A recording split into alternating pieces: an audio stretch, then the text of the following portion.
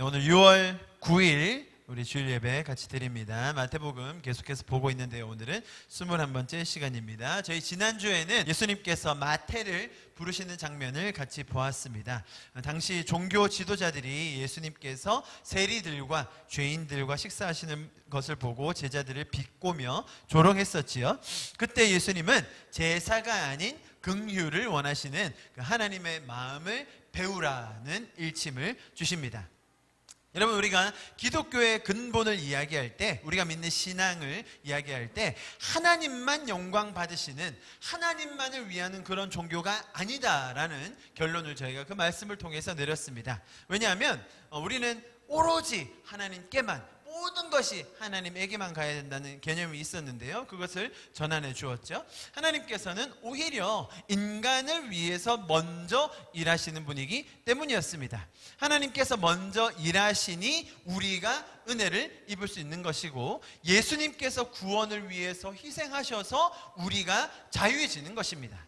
저희가 2주에 걸쳐서 신성모독이라는 개념과 또 영광의 개념을 보면서 이것이 기독교만의 메시지구나, 기독교만이 전할 수 있는 하나님이시기 때문에, 하나님의 그 위엄과 하나님의 그 자신감이 있기 때문에 하나님은 우리에게 뭔가를 요구하셔서 얻어내시려고 하시는 분이 아니구나라는 것을 깊게 배울 수 있었습니다. 여러분, 하나님은 너무나 좋은 분이셔서 우리를 도구로 사용하지 않으십니다.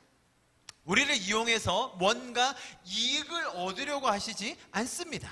우리가 이루어 놓은 결과를 바탕으로 우리를 평가하시지 않습니다. 우리가 한 사람 한 사람이 하나님의 형상으로 지음을 받았다는 그 말은 하나님께서 우리를 향하여 하나님의 그 영광을 경험하기 원하시고 또 하나님적 자유를 누리기 원하신다는 그런 이야기입니다. 그 영광과 은혜가 더 많은 사람에게 흘러가고 더 많은 죄인들이 구원을 얻어서 그 감격을 누리며 살기 원하시는 그 좋으신 하나님을 우리가 더 알아가기를 소망합니다.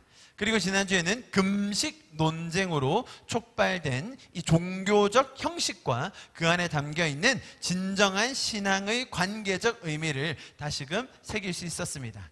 종교성을 높이기 위한 의식으로서의 금식, 혹은 기도응답을 받기 위한 필수 코스처럼 되어 있는 그 금식이라는 형식이 중요한 것이 아니라 하나님의 마음을 알고 또한 이웃을 섬기는 것이 훨씬 중요한 것임을 우리는 배웠습니다. 참 놀라운 메시지입니다. 여러분, 아무리 금식 중에 있다 하더라도 결혼식장에 가시면 마음껏 드시기를 축복합니다.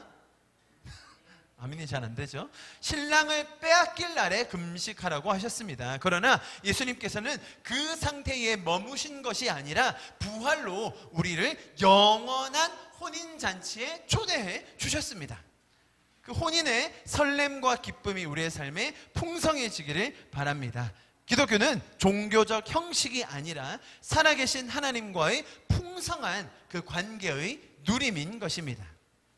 사실 이런 말들은 많이들 합니다. 요즘은 더 많이 하는 것 같아요. 그러나 정작 실상에 가면 적용이 잘 안 돼요. 주일 한 번 빠지면 큰일 나는 줄 알고요.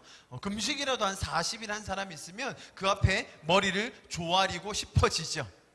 정작 중요한 것은 하나님을 사랑하고 또 이웃을 사랑하는 그것일진데, 현실에 적용하기 위해서는 많은 허세와 불필요한 전통을 제거하는 작업이 필요한 것입니다.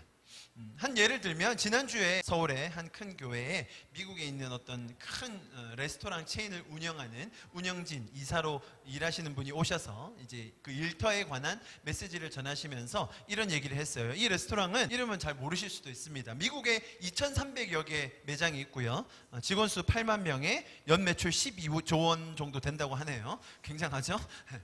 처음부터 기독교적인 가치관을 가지고 식당을 운영했습니다. 그래서 주일날은 당연히 장사를 안 했고요. 심지어 성탄절, 부활절 날에도 장사를 안 했습니다. 저희도 식당에 대해서 잘 알지만 일요일날 장사 안 하는 거는요, 매출의 아주 미니멈 20%, 많게는 30-40% 정도를 포기한다는 말입니다. 여러분, 한국에서 생각해 보십시오. 대형 프랜차이즈 뭐가 떠오르시죠? 피자든 패밀리 레스토랑이든 뭐든 일요일날 장사 안 한다고 생각해 보세요. 매출이 생각보다 타격이 큽니다, 여러분. 월화수목은 손님 별로 없습니다. 주말 금토일날 몰아서 하는 건데요, 일요일날 장사 안 한다는 건, 더군다나 이 정도 규모의 프랜차이즈가 장사 안 한다는 건 굉장한 일이죠. 그런 가치를 가지고 시작했기 때문입니다. 자, 그런데 이 프랜차이즈가 일요일날 문 여는 날이 있대요. 미국에는 자연재해가 생각보다 많습니다, 여러분. 그런 자연재해가 나서 주변의 이웃들에게 식량 공급이 잘 안 될 때 반드시 일요일날 문을 연대요. 그리고 무료로 자기 식당에 음식을 나눠준답니다. 그런 사건 사고들이 있을 때 그 지역 주민들을 위로하고 도움을 주기 위해서 일요일날은 문을 열어서 무료로 식당에서 음식을 제공한다고 합니다. 여러분, 이렇게 이웃을 섬기는 이들에게, 아니 주의성수의 그 거룩한 그 약속을 말이야 그렇게 오랫동안 지켜놓고 그렇게 깨면 되겠어? 라고 비난할 수 없는 것이죠. 지금 이 말에 어폐가 있는 거예요, 여러분. 주의성수를 해야 복을 받는 겁니까? 그거 해야 구원받는 건가요? 아니라는 겁니다. 우리 주변에 필요가 있을 때 우리 다 같이 가서 도울 수 있는 겁니다. 우리가 주일 예배 지금 드리고 있습니다만, 우리 주변의 이웃의 도움이 필요할 때 주일 예배 접읍시다, 여러분.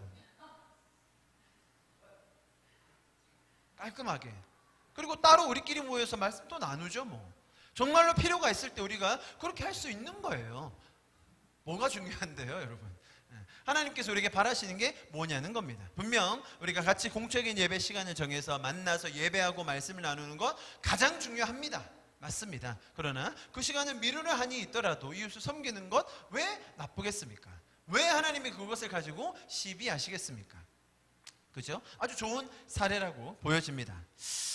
분명히 여러분들은 주일을 사모하면서 또 말씀을 사모하는 마음으로 오시는 분들이기 때문에 제가 이런 예화를 드린 것이고요. 자기 자신을 섬기느라 지금 이 시간에도 침대에 처자빠 자고 있는 우리 대학생들은 엉덩이를 걷어차서 빨리 오라고 해야죠. 두 개 다른 메시지가 있다는 것을 기억해 주시면 좋겠어요. 제가 말씀드리는 핵심이 뭔지 아시겠죠? 예수님께서도 동일하게 계속해서 그런 메시지를 우리 말씀을 통해서 전해주고 계십니다. 마지막으로 우리를 새 포도주를 담아낼 수 있는 새 가죽부대로 만들어주시는 주님의 약속을 지난주에 들었습니다. 얼마나 놀라운 하나님의 선포입니까? 문제는 오랫동안 형성된 우리의 죄된 모습과 뭔가 정체된 것 같은 나의 신앙의 모습을 볼 때 이러한 놀라운 약속의 말씀이 오히려 부담스러울 때도 간혹 있다는 것입니다. 하나님을 떠난 이 죄의 원리가 팽배한 세상 속에 산다는 것이 그리 만만치가 않습니다. 그런 세상 속에 살면서 매 순간마다 나의 연약함과 죄성을 보면 위축될 때가 너무 많죠. 놀라우신 하나님의 영광을 더 알기를 원하고 또 나를 불러주신 그 빛으로 세상에 비추며 살기 원하지만 그렇게 되지 않는 나의 모습을 볼 때 좌절될 때도 있습니다. 주변 사람과 세상에 선한 영향력을 주기 원하지만 도리어 내가 지탄과 손가락질의 대상이 되지는 않나 두렵기도 합니다. 여러분, 마태가 그랬습니다. 그도 행복하게 잘 살고 싶었을 겁니다. 동족들의 야유와 저주는 언제나 모욕스러웠습니다. 그런 만족의 결핍과 의미의 부재를 극복하기 위해서 자기가 착취한 그 부로 다른 쾌락들을 즐기며 인생의 공허함을 채우려고 애썼을 것입니다. 그렇게 생각해 보았던 마태의 모습 속에서 우리의 모습을 일면 보게 됩니다.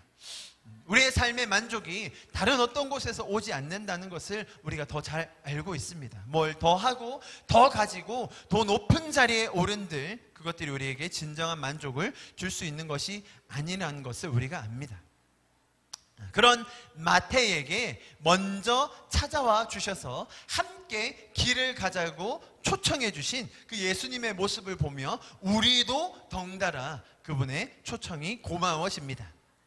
나도 주님을 만나지 못했다면, 나도 사랑하는 몸된 교회를 만나지 않았다면, 주님께서 이렇게 감사한 관계를 누릴 수 있도록 인도해 주시지 않았다면, 성경의 원리를 배우며 깨달을 수 있는 기회가 없었다면 나도 마태처럼 세상적 가치 속에서 얼마나 방황하며 헤매는 시간을 보냈을지 충분히 짐작해 볼 수 있습니다. 우리를 날마다 새롭게 은혜로 더딥혀 주시는 주님을 찬양합니다. 우리가 울며 탄식하고 금식해야 될 상황이었지만 그분께서 우리 부활하셔서 우리에게 성령을 주심으로 이제는 함께 기뻐하며 그 감격을 나눌 수 있는 존재로 만들어 주셨습니다. 세상적 가치와 원리로 담아낼 수 없는 이 놀라운 새 포도주의 가르침을 이해하고 살아낼 수 있는 능력을 주신 주님을 찬양합니다. 오늘도 동일하게 이 본문을 통하여서 우리에게 말씀해 주실 주님을 기대합니다. 아멘. 자, 그러면 오늘 말씀을 좀 같이 보도록 하겠습니다. 먼저 오늘 저희가 읽은 말씀 조금 길었는데요, 큰 틀을 좀 만들어 보겠습니다. 먼저 첫 번째 장면에서 누가 나왔었죠? 한 아버지가 나와서 자기 딸이 죽었다고 급하게 살려달라고 하는 장면이 나옵니다. 오늘 마태복음에서는 이 사람을 한 관리가 나왔다라고 표현했습니다. 이 사람의 이름을 저희가 다른 복음서를 통해서 잘 알고 있습니다. 이 사람이 그 유명한 회당장 야이로입니다. 다른 복음서에서는 이름과 직책까지 정확하게 나와 있습니다. 기억나시죠? 그의 요청에 따라 그 딸을 만나러 예수님께서 가시는 길에 이 혈루증을 앓았던 한 여인이 예수님의 겉옷을 만지는 사건이 있었죠. 그 여인도 동일하게 치유를 받습니다. 자, 그리고는 야이로의 집에 가서 그 딸의 손을 얹으시고 딸이 살아나죠. 사람들에게 딸이 잔다라고 얘기했더니 사람들이 비웃긴 했습니다만 예수님께서는 기적적으로 그 딸을 살려주셨습니다. 자, 딸을 살리고 나오는데 두 맹인이 막 소리를 지르면서 자기들을 불쌍히 여겨달라고 합니다. 자, 그 예수님께서 그 두 맹인도 치료하시고 마지막으로 귀신 들려 벙어리 된 자까지 마지막으로 고쳐주십니다. 자, 그랬더니 바리새인들이 이렇게 기적을 베푸시는 모습을 보고 이 사람이 귀신의 우두머리다, 귀신의 대장이라서 이런 일을 할 수 있다라고 비난을 합니다. 예수님께서 그토록 탁월하시고 또 동시에 따뜻한 마음으로 인격적으로 사람들을 돌보시는 그 이유에 대해서 그들이 생각할 수 있는 최고의 비난이 이거였던 것입니다. 지금까지 보아왔던 그 어떤 선지자나 다른 지도자와는 비교할 수 없는 성품과 또 능력을 갖추셨기 때문에 예수님이야말로 하나님으로부터 오신 분임을 인정하는 것 말고는 딱히 할 말이 없었던 것으로 보여집니다. 여러분, 그러나 이 바리새인들이 이렇게 예수님을 비난한 것에 대해서 우리가 이 사람들을 나쁘게 봐서도 안 됩니다. 여러분, 세상의 지도자들 혹은 세상의 원리로만 사는 사람들은 예수님의 일에 대해서 이렇게 생각할 수밖에 없구나라는 것도 우리가 이해해야 합니다. 우리가 교회에 모여서 성도들이 함께 사랑과 교제의 모습을 나누고 있을 때 세상 사람들은 그렇게 생각한다는 겁니다. 저 사람들은 뭔가 씌어서 저래, 저 사람들은 정상이 아니야 라고 비난하기 일쑤라는 거죠. 우리가 그 사람들에게 창조주를 소개하고 십자가의 희생과 인생의 진정한 의미에 대해서 명백하게 이야기를 해주면 맞아, 그게 맞는 이야기구나 라고 반응하기가 쉽지 않다는 거예요. 그들도 하나님의 긍휼이 필요한 목자 없는 양과 같은 무리임을 우리가 기억하고 그들을 위해 기도하며 그들을 섬겨야 하는 것입니다. 자, 이렇게 몇 가지 사건이 덩어리로 나와 있었죠. 야이로의 딸, 혈루증 걸렸던 여인, 그다음에 맹인, 벙어리, 귀신의 대장이라는 비난, 이런 한 묶음의 이야기가 오늘 전개되고 나서, 그리고 이제 마태복음 마지막 부분에 저희가 잘 아는 말씀으로 예수님이 마무리를 해주십니다. 우리 같이 한번 읽어보겠습니다. 35절과 36절 시작. 예수께서 모든 도시와 마을에 두루 다니사 그들의 회당에서 가르치시며 천국 복음을 전파하시며 모든 병과 모든 약한 것을 고치시니라. 무리를 보고 불쌍히 여기시니 이는 그들이 목자 없는 양과 같이 고생하며 기진함이라. 자, 여러분, 우리가 흔히들 마태복음 9장을 쭉 읽어나가면서 이 부분에 도착했을 때 예수님이 누구를 불쌍히 여기셨는가, 예수님은 어떤 사람들을 돌보시고 어떤 사람들을 불쌍히 여기시는가 라는 생각에 이렇게 접근할 때가 많아요. 9장 전체를 보면 병든 사람 혹은 가족 중에 안타깝게 죽은 사람이 있는 가정, 혹은 볼 수 없고 말을 할 수 없는 그런 선천적 혹은 후천적 불치병에 걸린 사람들, 그죠? 오늘 나왔던 내용들이 그런 거였잖아요. 그런 사람들을 보며 병이 있기 때문에, 가족 중에 불상사가 있었기 때문에, 선천적인 장애가 있었기 때문에 그런 사람들을 예수님은 불쌍히 여기셨다라고 생각할 때가 많다는 거예요. 여러분, 말씀을 잘 보시기 바랍니다. 예수님은 그렇게 말씀하시지 않았습니다.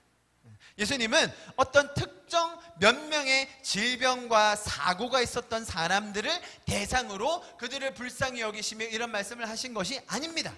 예수님은 누구를 불쌍히 여기셨습니까? 무리를 불쌍히 여기셨어요. 무리를. 자, 그리고 예수님께서 그들을 불쌍히 여기셨던 이유도 명백하게 설명을 해 주십니다. 그들이 한 가지 질병이 있었기 때문에, 혹은 장애가 있어서 할 수 있는 일에 제한이 있었기 때문에, 아니면 불행한 사고로 가족을 잃었기 때문에 그것만 해결이 되면 그들의 인생에 더 이상의 어둠은 없고 찬란한 봄날만 계속 될 것이라고 말씀하신 것이 아니라는 거예요. 우리가 여기서 우리 인생에 대한 예수님의 진단을 잘 배우고 기억해야 됩니다. 분명 주님은 많은 사람들, 아니 예수님께 다가오는 모든 사람들을 다 치료해 주시고 고쳐주셨습니다. 모든 질병, 문제, 위급한 상황, 심지어 오늘 본문에서는 죽음까지도 해결을 해 주셨습니다. 이러한 기적을 베풀 자가 없죠. 그러나 핵심은 거기에 있지 않다는 거예요. 그런데 많은 사람들이 이렇게 본질적인 것들을 이해하지 못한 채 현상에만 초점을 맞춘다는 거예요. 이렇게 말하죠. 예수님은 이런 것도 하실 수 있어. 예수님은 못하는 게 없으셔. 너희 죽은 사람 살리는 종교 봤어? 이건 말이야, 우리만 할 수 있는 거야. 너희 까불지 마. 이런 심리가 우리 안에 내재되어 있다는 거예요. 이거 핵심을 파악하지 못한 채 그 앞에 나타나는 현상들만 볼 때 나타나는 일이에요. 만약에 그렇다면 우리보다 더 큰 기적을 베풀고 우리가 할 수 없는 그런 기적을 베푸는 곳이 있다면 교회고 성경이고 다 버리고 그곳을 따라가야 할 상황이 연출되는 거죠.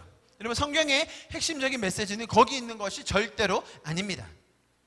여러분, 오히려 예수님께서 치료해 주시고 또 해결해 주시는 이 과정을 보면서 우리가 참 신기하게 생각해야 될 부분이 많습니다. 여러분, 예수님은 다가오는 모든 사람들에게 그들의 문제를 해결해 주시면서 어떤 조건이나 선행되어야 할 행위나 혹은 준비되어야 될 과정을 묻지 않으셨습니다. 말 그대로 묻지도 따지지도 않으시고 다 해결해 주셨어요. 일단 오면 다 해결해 주십니다. 회당장 야이로에게 11조 얼마 하는지 묻지 않으셨습니다. 혈루증 앓던 여인에게 주일 성수는 잘하고 있는지 따지지 않으셨습니다. 소리 지르며 살려달라고 아우성치는 맹인과 벙어리에게 지금까지 교회에서 어떤 부서를 섬겼는지 어떤 사역을 해왔는지 묻지 않으셨습니다. 예수님은 목자 없이 유리방황하는 우리에게 먼저 은혜를 경험하기를 원하셨던 거예요. 하나님의 은혜가 뭔지, 하나님의 사랑이 뭔지를 먼저 그들이 경험하기를 원하셨던 것이죠. 그리고 나서 이렇게 말씀하시는 거예요. 이것이 중요한 거예요. 아, 이들에게 목자가 없다. 목자가 없어서 목자가 없는 양과 같이 유리방황하고 있구나. 이것이 예수님의 우리의 인생을 향한 진단이라는 거예요. 그래서 이들이 고생하며 기진한 상태구나라고 탄식하시는 겁니다. 여러분, 여기서 고생하고 라는 말은요, 찢다, 난도질하다, 고통을 주다라는 뜻이 담긴 단어입니다. 여기서 아주 극심한 고통과 탈진한 상태를 가리킵니다. 여러분, 마태복음 전체 맥락을 보면 사실 이 고생하며라는 단어는 다분히 종교적인 의미를 가지고 있습니다. 백성을 올바르게 지도해야 할 종교 지도자들이 오히려 백성을 괴롭히고 학대하고 있는 겁니다. 잘못된 신앙관을 이용해서 자신의 배를 채우고 교회라는 성을 쌓고 성도들의 삶을 착취하는 현대의 종교의 모습과 비슷한 것 같습니다.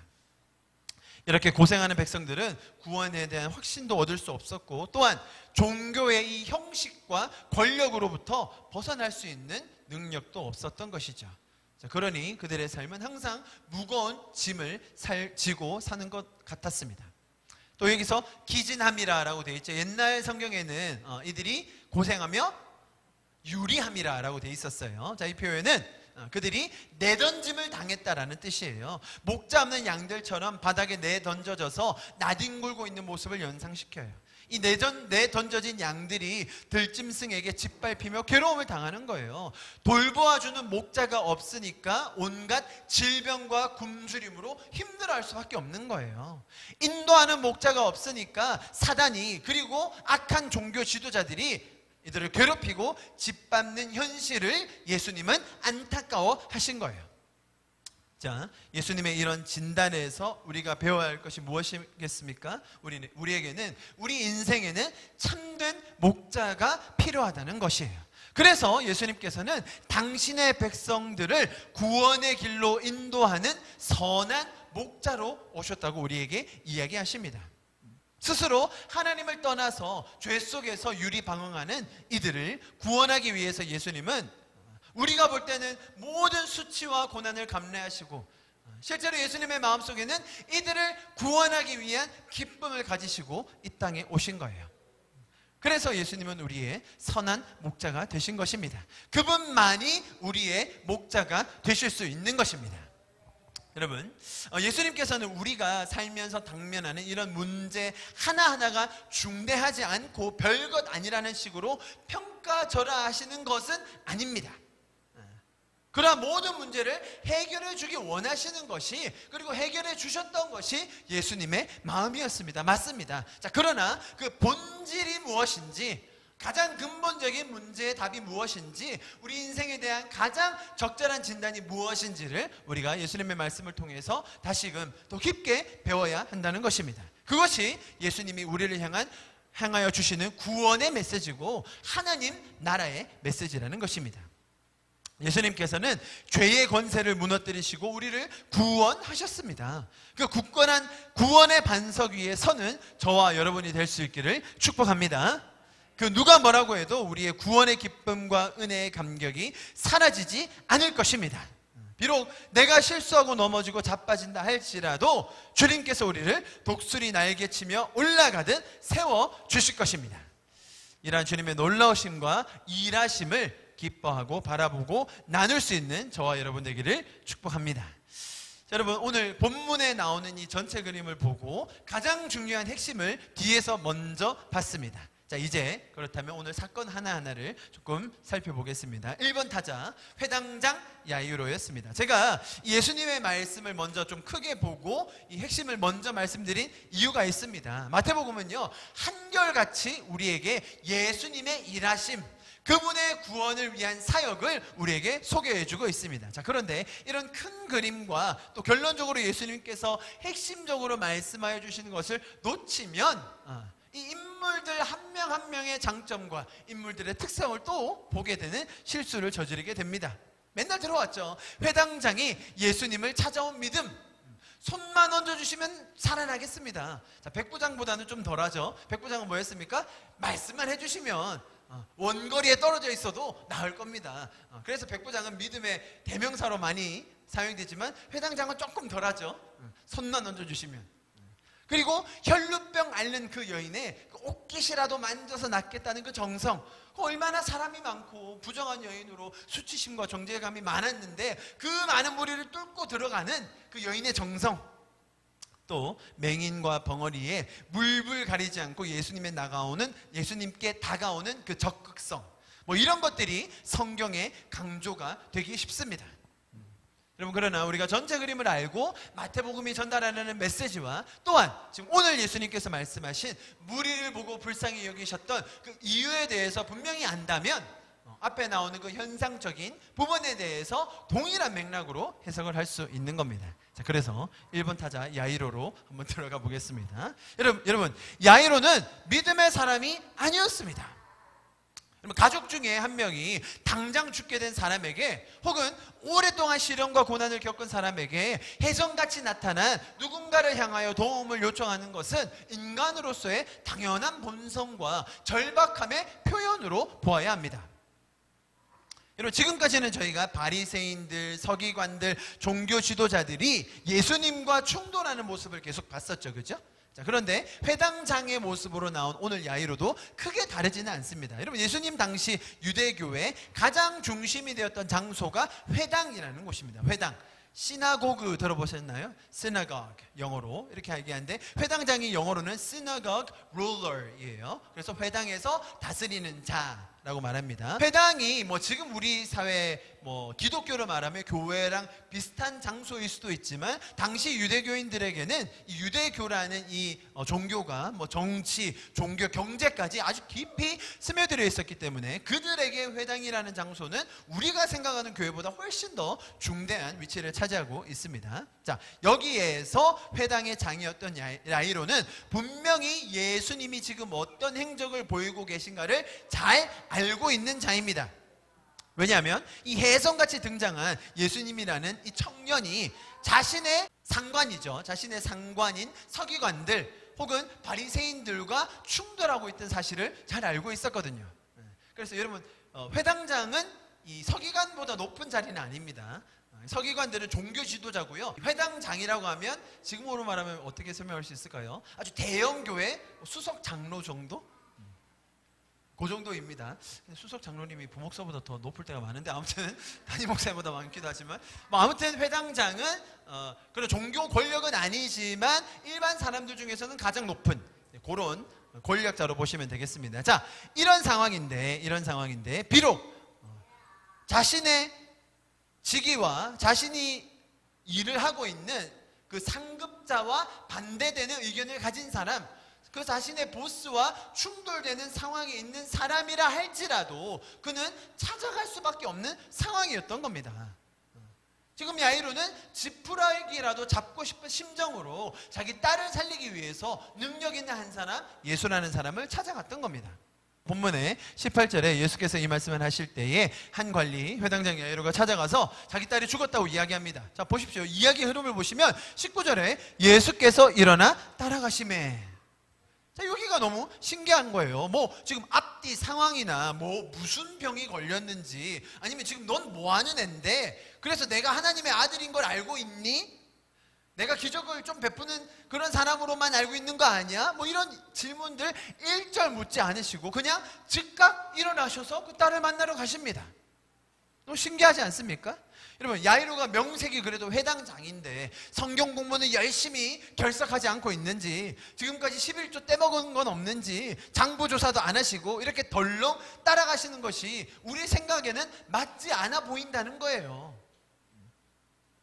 뭔가 은혜를 받으려면 그것에 대한 건덕지가 있어야 되고, 뭔가 복을 받으려면 그에 합당한 밑작업을 해야 된다고 생각하는 거예요. 세상에는 그것이 당연한데 교회에서마저도 그런 통념이 나누어지고 있다는 겁니다. 예수님은 전혀 그런 것을 재고 따지지 않으셨어요. 자, 그 다음으로 바로 넘어가 봅니다. 혈루증 걸렸던 여인입니다. 여러분, 혈루증이라는 단어는 유출병을 말합니다. 이는 지속적으로 하혈하는 증세를 말하는데요. 레위기에 보면 잘 나와 있죠. 이런 여인은 부정한 자로 간주되어서 꽤나 엄격하게 격리되고 많은 기간 동안 따로 있어야 되고, 그가 건드렸던 물건이나 옷들은 다 정하게 빨든지 버리든지 해야 되는 법이 성문화되어 있었습니다. 레위기 15장에 잘 나와 있죠. 전체적으로 설명이 나와 있습니다. 자, 그래서 이 여인은 다른 사람의 눈을 피해서 몰래 예수님의 옷깃을 만졌습니다. 여러분, 이 고대 사람들은요, 어떤 능력 있는 사람, 치유의 그런 은사가 있는 사람의 옷을 만지면 그 사람의 옆에서 뭔가를 만질 수 있으면 그러면 병이 낫는다는 그런 믿음이 있었던 것처럼 보여요. 성경에 그런 장면이 여러 나오거든요. 마태복음 14장과 마가복음 6장에 보면 그들이 다 옷을 만지러 가니까 예수님이 치료해 주셨다라는 표현들이 나옵니다. 자, 이 표현을 보면서 또 우리가 그래서 우리가 예수님의 옷자락을 만져야 낫는 거야, 이런 식으로 해석하면 안 되는 거예요. 그래서 이단들이 그 이단 교주의 손수건을 만들어서 팔잖아요. 교주가 품에 넣었던 손수건 굉장히 비싸거든요. 교주가 손을 닦았던 손수건.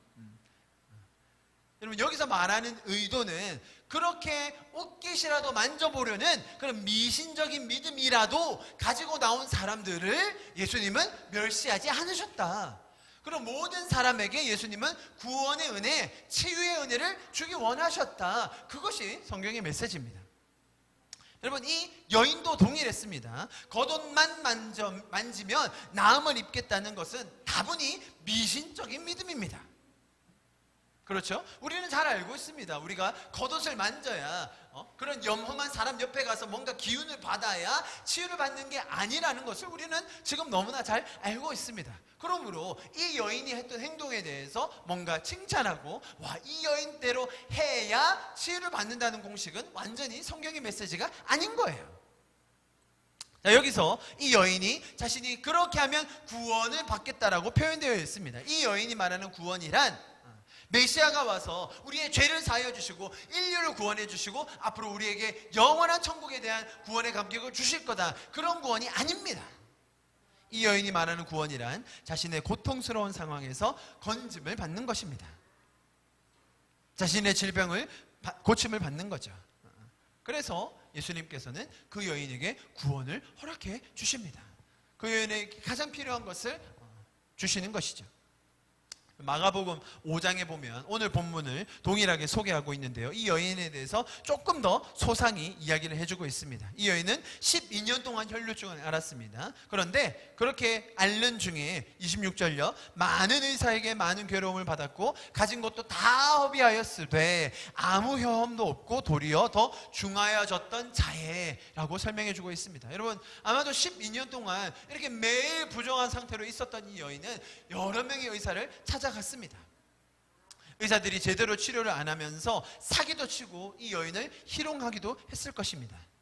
그래서 모든 것이 다 허비되었고 차도도 없었습니다. 그러니까 이 여인이 얼마나 마음이 급박했을지를 우리는 충분히 짐작해 볼 수 있는 것입니다. 여러분, 지금 현대에도 마찬가지지만 고대 사회에는요, 이런 전염병이라는 질병이 굉장히 무시무시한 질병이었습니다. 여러분, 지금은 어쨌든 지금도 전염병이 굉장히 무섭죠, 그렇죠? 그러나 지금은 우리가 어떻게 하면 이것을 막을 수 있고 멈출 수 있다는 것을 이론적으로는 알죠. 방역도 하고 손도 깨끗이 씻고 마스크도 끼고 어떨 때는 격리까지 합니다. 자, 그런데 고대에는 이런 기본적인 의학적인 생물학적인 지식이나 방법이 굉장히 부족했기 때문에 그럴 만한 소지가 조금이라도 있는 경우 그 사람을 완전히 격리시키고 그 사람과 완전히 분리되는 것이 당연했습니다. 자, 그래서 그것이 결국에는 율법으로서 자리를 잡게 되었고, 이것은 사람들을 보호하기 위해서 너무나도 절실하게 필요한 법이었습니다. 이해하시겠죠? 그래서 피를 흘리는 자나 혹은 죽은 자나 부정한 자, 그런 것들에게는 분명히 병이 옮길 수 있고 전염이 될 수 있기 때문에 그러한 상황 자체를 아예 막는 것이 그들에게는 가장 최선의 방법이었습니다. 그런데 문제는 그런 위생적인 측면을 고려해서 만들어진 법이 후에는 마치 그런 사람들은 하늘의 저주를 받은 것 같은 꼬리표를 달게 되었기 때문에 문제가 된 것입니다. 자, 오늘 이야기에서는 이런 대표적인 전염의 사례로 여겨지는 두 인물이 나오는 거예요. 한 명의 여인이 피를 흘리고 있는 여인이었고, 그리고 첫 번째 봤던 야이로의 딸입니다. 딸은 죽었습니다. 피리 묻은 자들이 와서 곡을 하고 있었습니다. 분명히 시체가 된 상태입니다. 말 그대로 부정해졌기 때문에 더 이상은 손을 대거나 만져서는 안 되는 상황입니다. 예수님께서는 이 두 종류의 가장 부정하다고 여겨지고 가장 전염성이 강하다고 여겨져서 사람들이 꺼려하고 더 이상은 접촉을 하지 말아야 되는 그런 상황을 몸소 치료하시는 것을 보여주시는 거예요. 여러분, 많은 경우에 이런 부정한 사람과 접촉이 될 경우, 그런 사람들과 뭔가 신체적인 접촉이나 아니면 옷이라도 닿을 경우 그 사람도 부정하게 여겨져요. 그래서 자기가 입고 있던 옷도 버려야 되거나 아니면 빨아야 되거나 자신도 격리되어야 하는 거예요. 그게 맞는 거죠. 어쨌든 접촉이 일어났으니까 지금이야 바이러스가 있는지 열이 있는지 체크하고 그 사람들을 격리할지 안 할지 결정할 수 있지만, 당시에는 일단 접촉이 있었다면 그 사람도 부정한 것으로 간주하고 동일하게 취급했다는 것입니다. 여러분, 예수님께서는 하나님의 아들로서 거룩한 자로 이 땅에 오셔서 우리를 거룩하게 만들어주기를 원하셨던 거예요.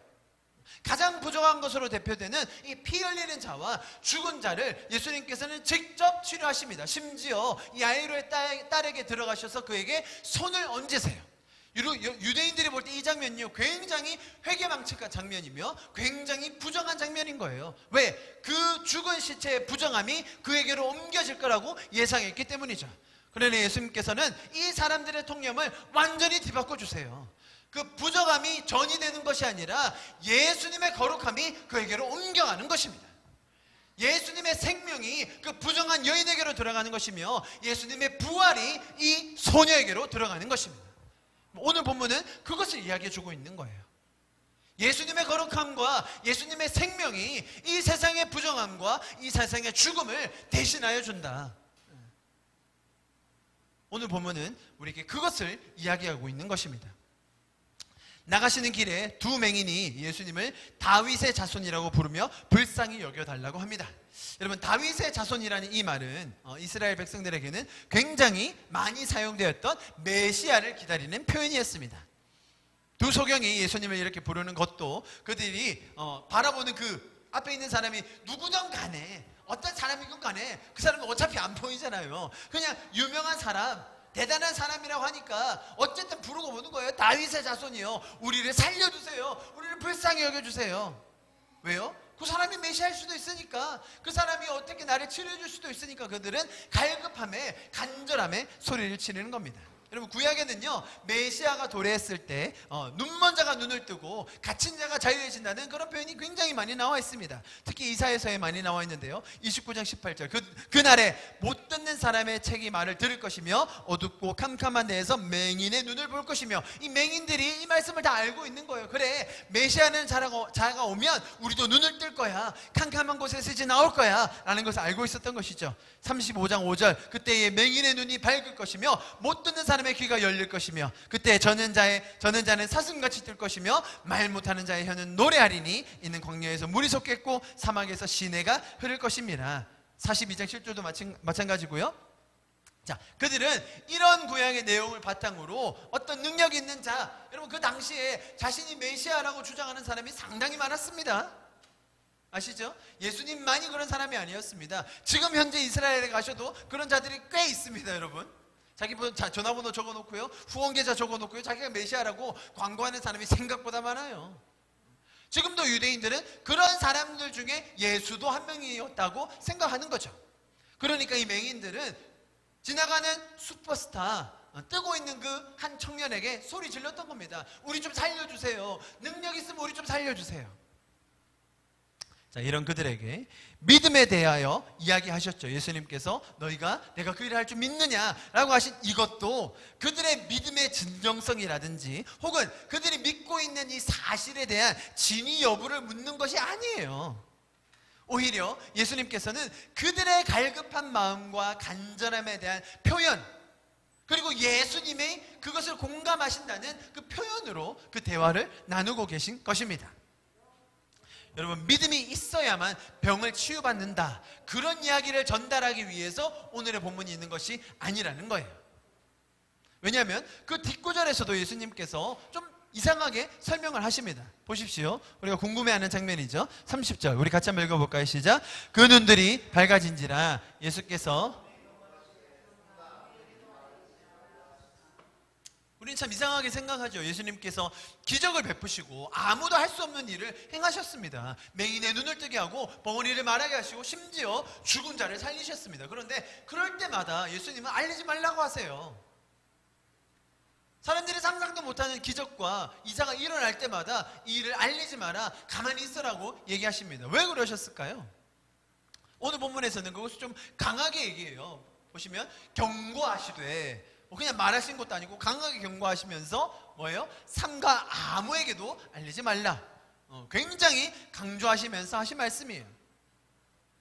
여러분, 이것은 예수님께서, 오늘 본문과 너무 연결되는 거예요. 예수님께서 이 땅에 오신 목적, 예수님께서 우리 인간들을 진단하시는 그 진단은 사실 목자 없는 양이어서 이들이 유리하고 고생하고 방황하고 있는 것을 도와주고 해결해 주기 위하여 내가 목자로 온 것이에요. 그런데 그 과정 속에서 예수님이 그 불쌍한 상황, 고생하는 상황, 억울한 상황들을 해결해 주시는 것이죠. 그러나 가장 본질은 우리가 죄에 속박되어서 노예되어 있는 것을 자유케 하고 세상의 거짓된 가르침과 세상의 죄의 원리에 끌려서 사는 것을 선한 목자 대신 예수님으로, 하나님의 원리로, 천국의 그 원리로 살게 하는 것이라는 거예요. 자, 그런데 이들이 기적 하나 보고 그것에 가서 떠벌리면 자, 어떻게 되겠어요? 야, 우리가 기대하던 그 메시아가 온다. 우리를 로마 제국의 압제로부터 건져줄 능력 있고 기적을 베풀고 웬만한 죽은 사람 살리고 어떤 기적이라도 다 베풀어서 로마 제국을 무너뜨릴 그 메시아가 왔대. 자, 그렇게 소문이 날 것이기 때문에 예수님은 이것을 알리지 말라고 하시는 거예요. 그런데 또 사람은 죄인인지라 자기가 보고 경험한 그 기적을 가만히 안 알리고 있을 수는 없었죠. 가서 모든 사람에게 떠벌립니다. 사실은 그런 것 때문에 예수님께서 더 고난을 받게 되신 거예요. 그죠? 예수님의 이 말씀의 의도를 우리가 정확하게 기억해야 됩니다. 예수님이 우리 인생에 대하여 진단하시는 것을 우리가 잘 기억하고 배워야 합니다. 여러분, 예수님은 우리 인생에, 우리의 삶에 선한 목자가 되기 위해서 오셨습니다. 우리를 죄로부터 해방시키시고 의의 길로 인도하시며 우리에게 하나님 나라의 원리와 목적과 의미를 주기 위해서 오셨습니다. 분명히 그 과정에서 기적도 일어납니다. 맞습니다. 중간에 놀라운 사건들도 많이 있습니다. 할렐루야. 우리 주님은 살아계시고 우리를 인격적으로 돌보시고 따뜻한 마음으로 우리를 돌보시기 때문에 우리 문제 하나하나, 심지어 죽음의 그 문제마저도 해결해 주기를 원하십니다. 맞습니다. 그러나 그 본질적인 메시지, 본질적인 죄의 해방과 우리 인생의 참된 목자가 되신 예수님에 대한 그 메시지를 잃은 채 그 외형적인 현상만 따라가는 것, 그 사례를 하나하나를 보며 잘못된 적용을 하는 것을 우리는 반드시 경계해야 될 줄 믿습니다. 여러분, 우리에게 이 본질적인 하나님의 마음이 더 회복되기를 축복합니다.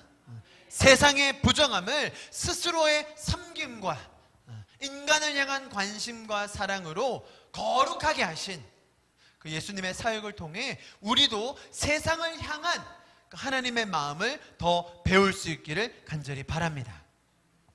우리가 아직 죄인 되었을 때에 예수님께서 먼저 우리를 찾아와 주셨습니다.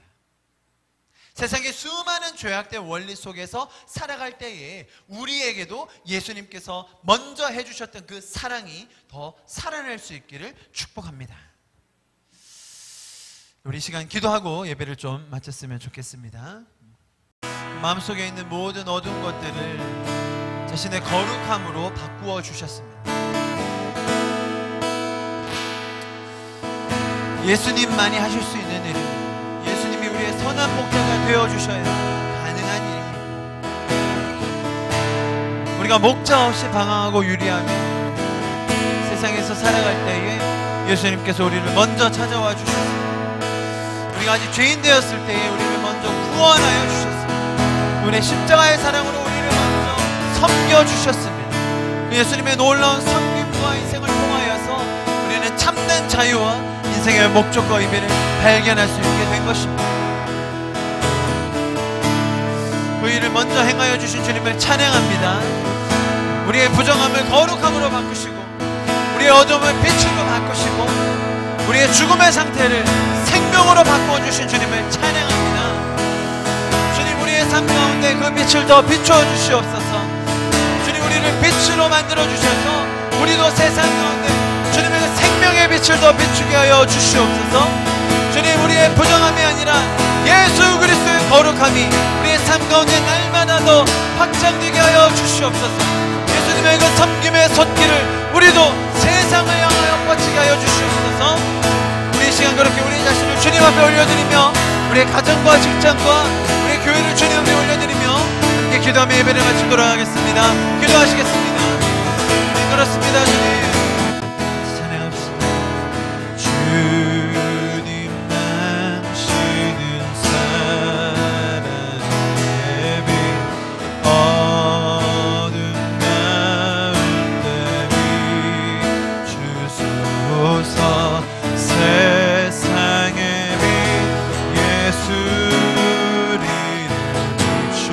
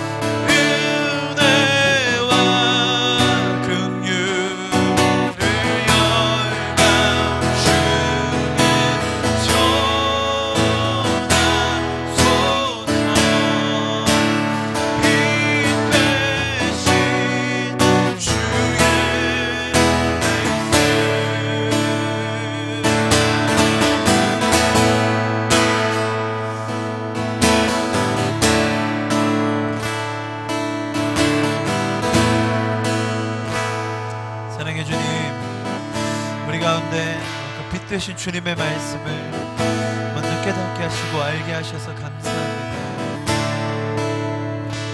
우리 인생의 소망 되시고 참된 목자 되신 예수님을 먼저 알게 하셔서 감사합니다.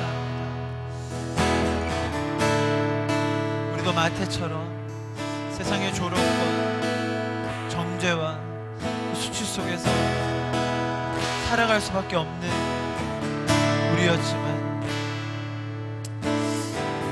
주님의 그 여정으로 초청해 주셔서 다시 한번 감사합니다. 주님의 이 거룩한 빛이 세상 가운데 더 비춰지기를 간절히 소망합니다. 부정한 세상을 정하게 하시고 어둠을 밝히시며 사망을 생명으로 바꾸시는 놀라운 주님의 말씀의 빛이 우리 가운데 먼저 그리고 우리 이웃들 가운데 열방 가운데 더 비춰지기를 간절히 소망합니다. 주님 우리를 세상의 빛이라고 선포하여 주셨습니다. 주님의 그 선포의 약속이 우리의 삶 가운데 날마다 더 이루어지기를 간절히 소망합니다. 주님의 시간 축복합니다. 이곳에 모인 한 명 한 명을 주님의 이름으로 거룩하게 하여 주시고 주님께서 허락하신 이 거룩함이 세상의 부정한 것들을 맑게 하여 주시고 거룩하게 하여 주시옵소서. 주님께서 놀라우신 일들을 행하실 것을 기대합니다. 주님께서 일하실 것들을 인하여 우리가 다시 한번 찬양을 드립니다. 예수 그리스도의 이름을 높입니다. 주님, 이번 한 주 가운데서도 우리의 삶 가운데 놀랍게 인격적으로 일하실 주님을 기대하고 찬양합니다. 감사를 드리며 예수 그리스도의 이름으로